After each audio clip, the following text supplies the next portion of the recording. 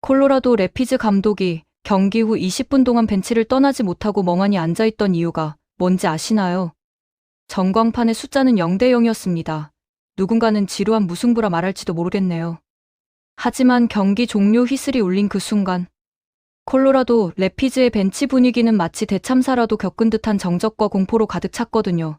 특히 콜로라도의 크리스 아르마스 감독은 경기 후 기자회견장에 들어서기까지 무려 20분 동안 벤치를 떠나지 못했습니다. 현지 기자들이 전하는 그의 모습은 충격 그 자체였죠. 도대체 무엇이 MLS의 잔뼈가 굵은 베테랑 감독을 이토록 처참하게 무너뜨린 걸까요? 오늘 우리는 0대 0이라는 숫자, 뒤에 가려진 손흥민이라는 거대한 재앙이 콜로라도라는 팀의 영혼을 어떻게 파괴했는지, 그 전술적 학살의 현장을 아주 구체적이고 치밀하게 분석해 드리겠습니다. 경기 시작 전 아르마스 감독은 공언했습니다. 손흥민을 막는 법은 간단하다고 했죠. 그가 공을 잡을 공간 자체를 지워버리는 것이라고 자신만만하게 말했거든요. 하지만 막상 경기가 시작되자 그의 계획은 첫 단추부터 잘못 끼워졌음을 깨닫는 데는 단 5분도 걸리지 않았습니다. 손흥민 선수는 단순히 공을 차러 나온 게 아니었거든요. 그는 상대의 수비 체계 자체를 조롱하러 나온 마에스트로였습니다. 전반 15분경. 손흥민이 왼쪽 하프 스페이스에서 첫 번째 위협적인 터치를 가져갔을 때 콜로라도의 수비 라인은 마치 보이지 않는 끈에 끌려가듯 손흥민을 향해 쏠렸거든요. 이때 아르마스 감독의 표정을 보세요. 그는 구강 구조가 다 보일 정도로 입을 벌린 채 경악하고 있었습니다. 왜였을까요? 손흥민이 공을 잡자마자 콜로라도 수비수 3명이 동시에 그를 에워쌌음에도 불구하고 손흥민은 단 한 번의 상체 페인팅으로 그 3명의 무게 중심을 완전히 무너뜨렸기 때문이죠. 이것은 단순한 기술이 아닙니다. 상대의 근육 긴장도와 시선의 방향까지 읽어내는 오직 월드클래스만이 도달할 수 있는 인지적 우위의 결과물이거든요. 소름 돋지 않나요? 더욱 충격적인 것은 손흥민 선수가 공을 소유하지 않았을 때의 움직임이었습니다. 아르마스 감독이 가장 경악했던 포인트도 바로 여기였거든요. 후반 22분 LAFC의 빌드업 상황에서 손흥민은 의도적으로 수비 라인 깊숙이 침투하며 상대 센터백 이안 머피를 끌어냈습니다. 이때 머피는 손흥민의 속도에 압도당해 자기 위치를 버리고 따라갈 수밖에 없었죠.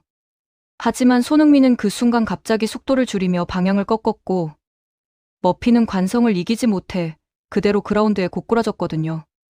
벤치에서 이 장면을 지켜보던 아르마스 감독은 머리를 감싸 쥐었습니다. 자신의 팀에서 가장 믿음직한 수비수가 공도 없는 상황에서 단지 손흥민의 무빙 하나에 추풍낙엽처럼 쓰러지는 모습을 본 감독의 심정은 어땠을까요? 현지 중계진은 이 장면을 두고 손흥민은 발로 축구를 하는 것이 아니라 상대의 뇌를 해킹하고 있다는 극찬을 쏟아냈거든요. 이건 진짜 과장이 아닙니다. 여기서 잠깐 손흥민 선수의 오늘 경기 스탯을 살펴볼까요? 총 주행거리 12.3km. 이 중에서 고강도 스프린트 거리만 2.1km였습니다. 이게 얼마나 미친 수치인지 아시나요? 보통 공격수들이 전반전에만 고강도 스프린트를 뛰고 후반에는 체력이 떨어져서 움직임이 둔해지는데 손흥민은 오히려 후반전에 더 많은 스프린트를 기록했거든요. 전반전 0.9km, 후반전 1.2km. 이건 32살 선수의 스탯이 아니라 22살 선수의 스탯이네요. 콜로라도 수비수들은 전반 30분이 지나자 이미 손흥민의 움직임을 따라잡는 것을 포기한 것처럼 보였습니다. 특히 왼쪽 풀백을 맡은 샘 바인스는 전반 35분경부터 아예 손흥민과의 1대1 상황을 회피하기 시작했거든요. 손흥민이 공을 잡으면 바인스는 본능적으로 23m 뒤로 물러서며 동료들의 지원을 기다렸죠. 이건 수비수로서는 완전히 정신적으로 무너진 거거든요. 아르마스 감독은 벤치에서 바인스에게 소리를 질렀지만 바인스는 이미 손흥민이라는 존재 앞에서 자신감을 완전히 상실한 상태였습니다. 오늘 경기의 백미는 후반 35분부터 시작된 손흥민의 무산소 스프린트였습니다. 이미 90분 가까이 뛴 시점. 다른 선수들의 다리가 천근만근 무거워진 그때 손흥민은 오히려 기어를 하나 더 올렸거든요. 하프라인 뒤쪽에서부터 시작된 그의 질주는 콜로라도 수비진에게는 그야말로 사신의 낫이 다가오는 공포였습니다. 아르마스 감독은 나중에 인터뷰에서 이렇게 회고했죠. 그가 뛰기 시작했을 때 나는 우리 팀 선수들이 공포에 질려 뒷걸음질 치는 것을 보았다고요. 그것은 축구 경기에서 나와서는 안 되는 장면이었다고 했습니다. 그는 인간의 패를 가진 것 같지 않았다고 말이죠. 손흥민 선수는 무려 40m를 단숨에 주파하며 상대의 측면을 완전히 허물어뜨렸고, 중앙으로 찔러준 패스는 콜로라도 골키퍼 잭 스테픈의 간담을 서늘하게 만들었습니다.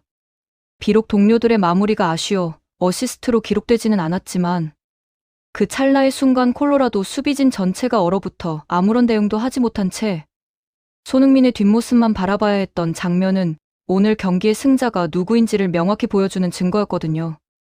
여기서 더 놀라운 건 손흥민의 전술적 이해도였습니다. LAFC의 스티브 셰런들로 감독이 이번 시즌 들어 가장 강조하는 전술이 뭔지 아시나요? 바로 빌드업 단계에서 공격수들의 압박 회피 움직임입니다. 손흥민은 오늘 경기에서 총 23번의 압박 회피 무브먼트를 성공시켰거든요. 이게 얼마나 대단한지 설명해 드릴게요. 보통 MLS 탑 클래스 공격수들이 경기당 평균 1215번 정도의 압박 회피를 시도하는데, 손흥민은 거의 2배에 가까운 수치를 기록한 거죠. 전반 18분 LAFC의 골킥 상황에서 손흥민은 콜로라도의 미드필더 콜바셋의 압박을 피하기 위해 순간적으로 오른쪽으로 이동했다가 다시 왼쪽으로 방향을 틀었는데, 이 움직임 하나로 콜로라도의 중앙 수비 구조가 완전히 무너졌거든요. 바셋이 손흥민을 따라가면서 원래 자기 위치를 비웠고, 그 공간으로 LAFC의 미드필더 에두아르 아투에스타가 침투하면서 콜로라도는 순식간에 수적 열세에 빠졌죠. 이런 플레이를 90분 내내 반복하니 콜로라도 선수들이 정신적으로 무너질 수밖에 없었던 거네요. 손흥민의 보이지 않는 리더십은 콜로라도를 더욱 절망케 했습니다. 오늘 0대0 무승부를 지켜낼 수 있었던 1등 공신 중 한 명인 위고 요리스 골키퍼, 그가 전반 26분 라파엘 나바로의 결정적인 슈팅을 막아낼 수 있었던 비결 역시 손흥민이었거든요. 슈팅 직전 손흥민은 이미 수비진에게 나바로의 슛, 각도를 좁히라는 강력한 수비 지시를 내리고 있었습니다. 요리스와 손흥민 토트넘의 전설들이 미국 무대에서 보여주는 이 완벽한 호흡은 콜로라도 공격진에게 너희는 결코 우리를 뚫을 수 없다는 거대한 심리적 장벽을 세웠죠. 아르마스 감독은 경기 후 허탈하게 웃으며 말했습니다. 우리는 오늘 11명과 싸운 것이 아니라 손흥민이라는 거대한 시스템과 싸웠다고요. 그가 피치 위에 존재하는 것만으로도 우리 선수들은 자신들의 전술을 잊어버렸다고 했거든요. 이건 정말 뼈저린 고백이네요. 경기 중에 있었던 또 다른 장면을 볼까요? 후반 12분 손흥민이 중앙에서 공을 받았을 때 콜로라도는 무려 5명의 선수를 손흥민 주변에 배치했습니다. 센터백 2명, 미드필더 2명, 그리고 수비형 미드필더 1명까지요. 이건 사실상 한 명의 선수를 막기 위해 팀의 절반을 투입한 거거든요. 하지만 손흥민은 그 5명의 포위망 속에서도 침착하게 공을 킵하며 동료들이 공간을 찾을 시간을 벌어줬죠. 결국 오른쪽에서 오버래핑한 세르지 팔라시오스가 완전히 프리 상태로 공을 받았고 위험한 크로스를 올릴 수 있었습니다. 이 장면을 보면서 아르마스 감독이 무너진 이유를 알 수 있었네요. 손흥민 1명을 막기 위해 5명을 투입하면 당연히 다른 곳에 공간이 생기잖아요. 그런데 손흥민을 안 막자니 그는 혼자서도 경기를 뒤집을 수 있는 선수거든요. 이게 바로 전술적 딜레마죠. 어떤 선택을 해도 답이 없는 상황. 이게 바로 손흥민이 상대 감독들에게 주는 악몽입니다. 손흥민의 슈팅 선택도 오늘 경기에서 빛났습니다. 총 4개의 슈팅을 시도했는데 그중 3개가 유효 슈팅이었거든요. 특히 후반 28분 박스 밖에서 때린 왼발 슈팅은 골대를 스쳐 지나갔는데, 만약 그 공이 골대 안으로 들어갔다면 오늘 경기는 완전히 다른 결과가 됐을 거예요. 콜로라도 골키퍼 스테프는 그 슈팅을 보고 완전히 얼어붙었거든요. 공이 골대를 맞고 나간 후에도 한동안 움직이지 못했죠. 그만큼 위협적인 슈팅이었습니다. 손흥민의 패스 정확도도 오늘 경기에서 압도적이었습니다. 총 47개의 패스 시도 중 41개 성공률 87.2%거든요. 이게 얼마나 대단한 수치인지 아시나요? MLS에서 공격수들의 평균 패스 성공률이 75% 정도인데 손흥민은 그보다 12% 이상 높은 수치를 기록한 거죠. 특히 상대 진영에서의 패스 성공률은 84%로 더욱 올라왔습니다. 압박이 심한 상황에서도 이렇게 높은 정확도를 유지한다는 건 그만큼 볼 컨트롤과 시야가 뛰어나다는 증거거든요. 전반 42분 손흥민이 오른쪽 측면에서 중앙으로 찔러준 스루 패스는 정말 예술이었습니다. 콜로라도 수비수 2명 사이에 불과 50cm 정도의 공간을 정확히 뚫고 지나간 그 패스는 만약 동료 공격수가 조금만 더 빨리 반응했다면 완벽한 골 찬스가 됐을 거거든요. 아쉽게도 타이밍이 조금 어긋나서 오프사이드가 됐지만 그 패스의 퀄리티만큼은 정말 월드클래스였습니다. 손흥민의 드리블 능력도 오늘 경기에서 빛났죠. 총 8번의 드리블 시도 중 6번 성공했거든요. 성공률 75%는 MLS 최상위권 수치입니다. 특히 후반 19분 중앙에서 시작해서 3명의 수비수를 제치고 박스 안까지 진입한 드리블은 정말 소름 돋는 플레이였네요. 콜로라도 수비수들이 계속 발을 내밀었지만 손흥민은 마치 그들의 움직임을 미리 알고 있다는 듯이 공을 절묘하게 컨트롤하면서 빠져나갔거든요. 이 장면을 본 관중석은 완전히 열광했습니다. LAFC 홈구장인 BMO 스타디움에 22,000여 관중들이 모두 일어서서 박수를 쳤죠. 상대팀 팬들조차 손흥민의 플레이에 감탄할 수밖에 없었던 순간이었습니다. 이게 바로 손흥민의 위대함이네요. 적과 아군을 가리지 않고 모두를 감동시키는 그런 선수거든요. 손흥민의 수비 가담도 오늘 경기에서 눈에 띄었습니다. 총 7번의 태클 시도 중 5번 성공했고 인터셉트도 3번이나 성공했거든요. 공격수가 이 정도로 수비에 가담한다는 건 정말 드문 일이죠. 특히 전반 38분. 콜로라도의 역습 상황에서 손흥민이 40m 가까이 뒤쫓아가서 상대 공격수로부터 공을 빼앗은 장면은 정말 감동적이었습니다. 이미 30분 넘게 뛴 상태에서도 저런 희생적인 플레이를 보여준다는 게 얼마나 대단한지 아시겠죠? 아르마스 감독은 경기 후 인터뷰에서 이렇게 말했습니다. 손흥민은 축구 선수가 아니라 완벽한 전사라고요. 그의 체력과 정신력은 인간의 한계를 넘어선 것 같다고 했거든요. MLS에서 20년 가까이 감독과 선수로 활동한 베테랑이 이런 말을 한다는 건 정말 엄청난 칭찬이네요. 손흥민의 공중볼 경험 능력도 오늘 주목할 만했습니다. 178cm의 키로 6번의 공중볼 경합에서 4번 성공했거든요. 성공률 66.7%는 정말 놀라운 수치죠. 특히 후반 7분.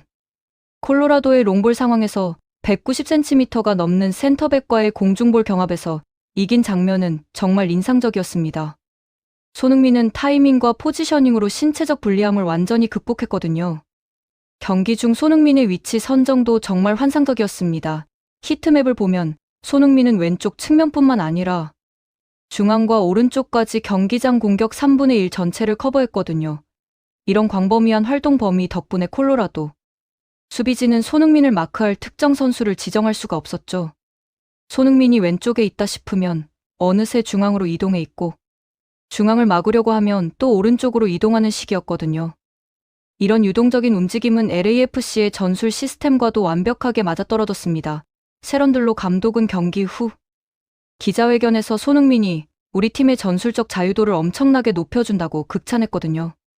그가 어디에 있든 팀 동료들은 그를 믿고 공을 줄 수 있고 손흥민은 그 신뢰에 항상 보답한다고 했죠.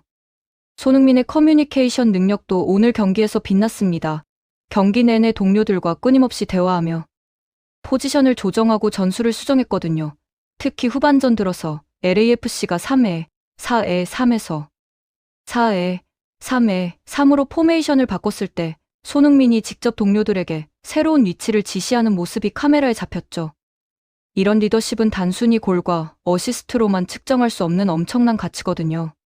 손흥민과 함께 뛴 LAFC 동료들의 경기력도 눈에 띄게 향상됐습니다. 특히 덴마크 출신 미드필더 필립 비아르달은 손흥민과의 호흡이 정말 환상적이었거든요. 전반 25분 두 선수가 보여준 원터치 패스 교환은 마치 10년을 함께 뛴 것 같은 완벽한 호흡이었죠. 비아르달은 경기 후 인터뷰에서 손흥민과 함께 뛰는 것만으로도 내 플레이가 한 단계 업그레이드되는 느낌이라고 말했습니다. LAFC의 오른쪽 윙어로 나선 마메 티암도 손흥민 덕분에 편하게 경기를 풀어갈 수 있었거든요. 콜로라도 수비진이 손흥민에게 집중하는 동안 티암은 오른쪽에서 자유롭게 크로스를 올릴 수 있었죠.